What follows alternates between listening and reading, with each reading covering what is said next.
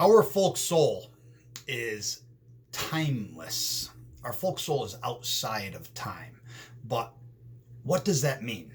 What does being outside of time mean? In Northern Paganism, Baba Yaga Unveiled, beginning on page 24, we speak about that outside of time aspect of our folk soul. So before I expound on any of that, what we have to realize is the religious cults of Abraham did everything in their power to separate our ancestors and us, Northern Pagans, from what our ancient belief was. And our ancient belief was in reincarnation, rebirth of valiant ancestors. And we followed the cycles of the bear. We follow the cycles of the bear. We have got to start defining our lore properly, undoing the Abrahamic bias, the manipulations, the insertions, and the deletions, piecing it together from the various sources. That's what we're doing in our Northern Paganism books. We are putting that all together for you. 2 stories. Actually, there's 3. I'll just briefly touch on one. But 2 stories in the Bible that really show that the Abrahamic text, the invented God of the Bible, and the invented character called Jesus, are family destroyers. And I'm not just talking family as in husband, wife, mother, father, grandmother, grandfather, children. I'm talking about family destroyers of your blood memory, your ancestors that have come before you, that are with you now. So these 2 stories, the first one being Lazarus. See, Lazarus, quick version of the story, these are both in this book here. Lazarus, and the other one is Legion, and the other part that I was going to talk about with the mound system of 1 Kings 18, that's in there as well. Lazarus is a depiction of a man who had died, and he was in the cave for 3 days, and then, oh, surely he stinketh on the 4th, okay, because the 3 days is a season. It's one season. It's 3 months, a season. So then he came out of the cave, and he was bound hand and foot. Well, if your feet are bound, how do you run out of a cave? But be that as it may, maybe you hop. He hopped out of a cave. Be that as it may, where did they get this? Bound hand and foot. And then he was given new clothing. See, this new clothing coming out of the cave and getting new clothing is a direct attack against our ancient ancestral belief. A new clothing, a new being. Because when our ancestors would die, they'd leave things behind. So then that way, when they were given rebirth, they would go dig this stuff up. They would have these belongings their next physical cycle through, because they didn't really die. Their folk soul never died. The folk soul cannot die.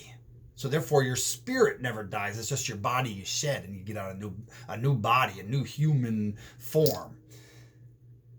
So this clothing that they received was new clothing, a new being. So not only do we have Numbers 31, 17 to 19 saying to kill all the women that have been with child, all the husbands, all the boys, but keep for yourselves all the young virgin maidens as sex slaves. You have that. Then you have in the New Testament where the invented figure Jesus says that he comes not to for peace, but to bring a sword to divide the family. But then you have this Lazarus coming out of a cave. Why was he bound hand and foot? Why even mention that Lazarus was bound hand and foot? Because Lazarus's name is nothing but a transliteration of Lazarus, and it draws reference directly to our cosmic bear. So Lazarus, if we go to our sky charts, we see why they say he's bound hand and foot. Because knowing that it's a poetic kenning for our bear, there is your autumn sky, and Lazarus is in the cave. And then Jesus calls him forth, and Lazarus hops out of the cave. And there he is. He's coming out of the cave. Now, why would he be called bound hand and foot? Because there's the hero, and there's the foot, and there's the hand. And remember, in our lore, Thor made an eternal vow to Mother Goddess to always lead in the bear. So this binding of the hand and foot of Lazarus coming out of the cave, hopping out of the cave, is nothing more than that. Nothing more than that. But he got new clothes, so therefore he's a new being. Separation from the past, because coming out of that cave is representative. It embodies the rebirth of deceased ancestors. So then we go to Legion. Now Legion, if you remember, they said he was demonic. Legion was, again, where was he? He was at the mouth of the cave. And he was possessed by many devils. And what was he doing? What was he doing? He was cutting his flesh. Now, why cutting his flesh? See, Abraham, what they do, especially using that 1 Kings 18 story with the two mounds. Again, it's in this book. They try to, the man at the altar tries to paint this theatrical version of these two mounds, and they paint these heathens, and usually they have scimitars because that's the whole Abrahamic brotherhood thing between Christianity and Islam, and they're cutting themselves and they're jumping around and they're trying to get the fire to light. No, okay? And then other people really engaging in mental gymnastics and manipulation try to say, well, see, that means that tattoos are a sin and tattoos are evil and you can't get a tattoo or else you're going to hell. None of it. Absolutely none of that. Okay? When the invented figure, Jesus, said, what is your name? He said, I am Legion and we are many. And that is 100% true. Because we are many. To be whole, you have got to embody your blood memory. You have got to say, these things happen to our folk through time. And I am the panacea. I am the culmination of all of those things being done to us. But not just the bad stuff, the good stuff too. These are the joys they had. These are the sternness and the toughness that northern environment made us to be. And all the religious cults of Abraham try to do is sever that tie. You have no blood memory. You're a new being, because even with Legion. Now remember what they did. Okay. They said, let us go into the herd of swine and we'll run off the edge of a cliff and into the sea. Well, there's the same story. There's Legion standing at the mouth of a cave, and then along comes Jesus, and now that's a funny thing. That they say Legion ran out when he saw that it was Jesus, that he ran out and he worshipped him. Okay, our ancestral bear, that cosmic bear, they are not going to worship any invented character, Abrahamic or not. So, but anyway, there's you have the running into the sea of the swine, as they called it. The bear right there, standing at the top, and then he runs into the sea. Okay? And they kill themselves. And that's it. That's all that story is. But notice what it does. Legion, who just wanted to be left alone, okay, who they portray as this demonic being, putting cuttings in his flesh. Okay, these cuttings we describe in here and in here. These cuttings were done by our northern pagan ancestors. They're not the Islam scimitars jumping up and down on a mound. these cuttings in the flesh were made, there was 3 of them, and they were made as an oath. When you give oath to Mother Goddess Freya, to wind upon the mast, to continue that cycle and that circle, those cuttings represent that oath. Now, why was there 3 put in the back? Why 3 cuttings in the back? Because count them. Count them from the head. 1, 2, 3. 3 lines. 3 lines. Head to foot. Just like it's told in writings, older writings from the 1800s. These cuttings were put in the flesh as an oath. Nothing evil about it. They were an oath to Mother Goddess. Nothing evil about it unless you're Abrahamic, who continually and always attacks the Mother Goddess, her belongings, her people, her nature, everything, every single time, without fail. In those Abrahamic texts, when that invented God of the Bible goes on a temper tantrum, it's against her. And that's what this is. So you have, then Legion was sitting there in new clothes. Again, new clothes, a new being. So why is any of this important? Because our folk soul is outside of time. What does that mean? That means that me sitting right here, to our folk soul who knows no time, because time is a creation of man. We have calendar pages that are turned now, crossed off. Abrahamic holidays are celebrated on a one-day event instead of a season like they were for our Northern Pagan ancestors. This Abrahamic mindset of a new being, one time around you die, and if you're a good little boy and you're meek enough, then you go to heaven to fall on your face to worship their invented God as you're on the streets of gold. But they were invented in time. See, those texts were all invented in time. The oldest text that we have for the Bible, the Old Testament Bible, is dated to around 550 before the Common Era. And then everything else is just an extrapolation back in time using their own texts. So you have a very new text that was invented in time. That means that their God of the Bible is finite. That means if he's finite, he's not a God. He's an invention in time.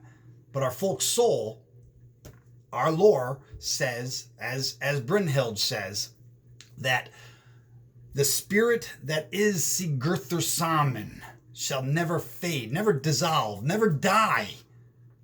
That strong spirit that is the same as Sigurd shall never fade. That's never eternal. Our folk soul, being outside of time, is eternal. Now, that means me sitting right here, right now, to our folk soul, I'm existing at the same time as Brynhild, as the same time as the first Viking raid on Lindisfarne, as the same time as Boudica. Pick whatever you want. The same Ice Age ancestors that we had that were rugged individuals. To our folk soul, here I sit making this video at the same time as them because they're outside of time. And our folk soul recognizes I'm already dead. I'm just being born. Who I get rebirth into is already alive. Think of the implications. To our folk soul outside of time, I exist at the same time as all of them and all of them. It's both ways. So as I engage in blood memory, our folk soul recognizes that. It will not recognize the meekness, the subservience, the begging prayer. It will not recognize anything that is foreign to it. To it, it's just always been. I've always been. Now, that means I never die. I never die. See, this is a concept that Abraham has destroyed. And this is a concept that we have got to breathe new life into. Because while I shed this body, I never die. I'm always alive. I'm always a baby. I'm always now. I'm always between those ages. I'm always an old man. I'm always dead. I'm always reborn. I exist at the same time as everyone else. Ragnar, Lothbrok. Pick it. I'm there. And I'm here, outside of time. The last point that I'll make is this folk soul is feminine. It is feminine. And just like Fensolir is Mother Goddess Freya's hall that contains all other halls. Remember, it has to be feminine. It gifts the masculine spirit that is Odin, the spirit of our bear. And that's why our bear was so prominent, is so prominent in our lore, because it's the strength, the courage, the valiancy, all of that. The bear. That's why the bear was attacked. That's why the bear was eliminated from Abrahamic translations, along with reincarnation or rebirth of our valiant ancestors. All of this came under attack by those religious cults of Abraham. Now, knowing that our folk soul is feminine, that gifts the spirit, the masculine spirit of Odin into us, which makes the body receptacle feminine from birth. Okay, knowing that, and knowing that the Abrahamic texts have unendingly attacked the feminine, made it lesser in their text, made it a second-class being in reality. Even in our lore, when we read our lore, every single time that Odin and Freya are in disagreement, it is always Freya that's correct. Never is Odin correct when he disagrees with Freya, the feminine. Now, knowing that our folk soul is eternal, and that it's feminine, and that she's always correct, and that I exist now, then, and later, then that means, to put it plain and simple, we win. Because Freya is always right. Freya wins. Freya takes her people to victory.